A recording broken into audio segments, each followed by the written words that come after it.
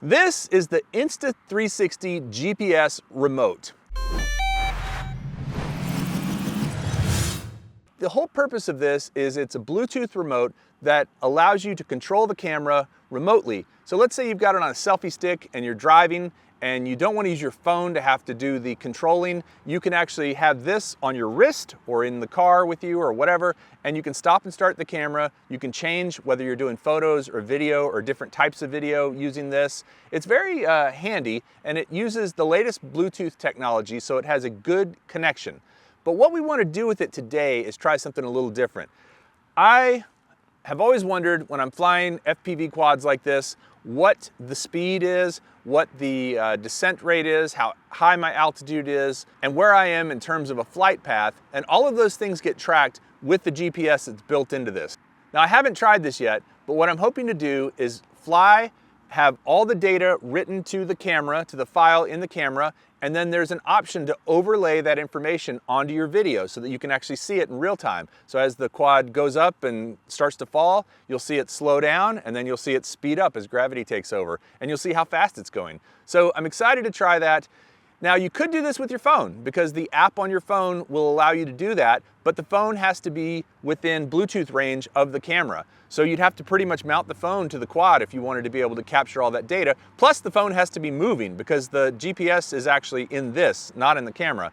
So it's being located and tracked, and the data is being captured on the GPS chip inside this little device or inside your phone. But I'm not going to put my iPhone on this quad.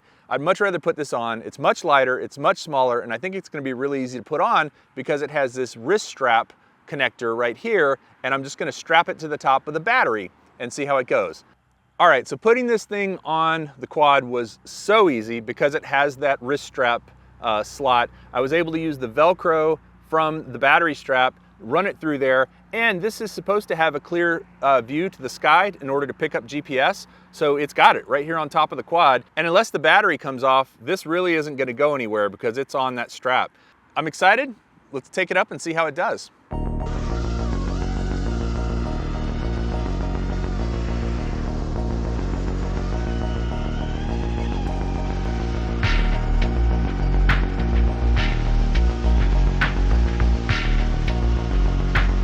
Okay, I was hoping to make a really simple video and say, hey, here's how to overlay information using this little thing on an FPV drone. And I can do that because it's not that hard to do, but the accuracy of that information that is showing up on screen is a little bit off, particularly with regard to the elevation. It is behind pretty much all the time as you're flying. I tested it driving my car, and you can see the speed matched the speedometer, but that's because I wasn't doing really fast acceleration, I wasn't doing crazy turns, I wasn't climbing any altitude at all. I think this thing is really designed for sports where you're on the ground, so bicycling, running, snowboarding, stuff like that, where you are changing elevation a little bit, but not as fast as you are with an FPV quad, and certainly not accelerating, flipping, and doing all the things you do with an FPV quad. I feel like the information from this, the GPS, can't transmit fast enough in order to keep up, so it falls behind. So you might see the quad climbing really fast, but the elevation isn't going up at all. And then when you start to dive, you see the elevation information start to go up because it's catching up to when you were climbing, and then you're diving already, and then by the time you're down at the bottom, it's still showing it climbing, and then it starts to show it going down. You get what I mean. The data is behind the actual thing that the quad was doing. And I think that's a function of two things. I don't think this is designed for vertical information. I think it does have a barometer in it to tell you what your elevation is, but I don't think that barometer is updating fast enough to give you relevant information when you're moving really fast. And then also, I think it's designed for GPS, meaning moving forward, backwards, left, and right, but not necessarily up and down in terms of the speed that you're getting. So that's why the speed is a little bit off on the quadcopter. I think this thing is great. Don't get me wrong. It's going to be awesome. As a matter of fact, it comes with this little wrist strap, which I haven't used yet, but this will allow you to actually wear it around your wrist and put it on and have the ability to turn it on and off remotely like this and not have to get your phone out. So when I'm mountain biking or riding a skateboard or anything like that, I can do this directly from here. And it's going to give me pretty accurate information, plus allow me to remote control the Insta360 camera, which is really its first purpose, right? The overlay is a secondary purpose. But for an FPV quad, I would recommend just turning off a lot of the things except for the speed, because I feel like the speed is fairly accurate, especially when you're flying left, right, forward, backwards, and not doing a lot of dives. Now you might, if you're diving a very large tower or a building, I don't think the speed is going to be able to keep up with what you're doing. But I'm going to try more experiments with this thing because I think it has a lot of potential. I really like the look of the information on top of the FPV quad footage, and you can switch between imperial and metric, which I think is really cool.